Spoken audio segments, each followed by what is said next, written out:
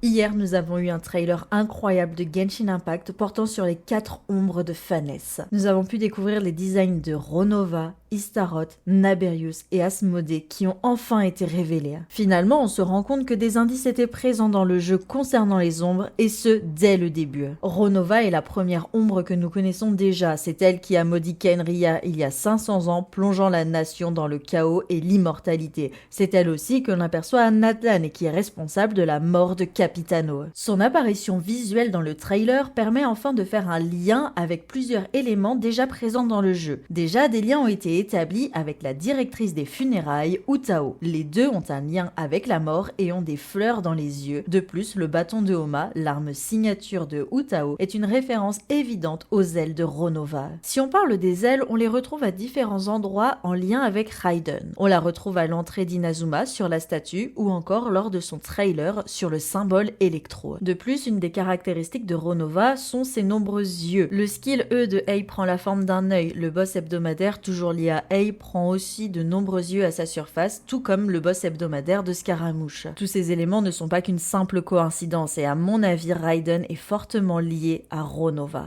La théorie serait que Makoto, la sœur jumelle d'Ei, aurait passé un pacte avec Ronova durant la guerre des Archons pour que sa sœur survive. Ceci expliquerait qu'aujourd'hui, Raiden Ei possède de nombreux symboles liés à Ronova sur elle. Et toi, quelle est ta théorie? N'hésite pas à la dire en commentaire et reste connecté pour avoir les autres théories sur les autres ombres de Phanès. À très bientôt.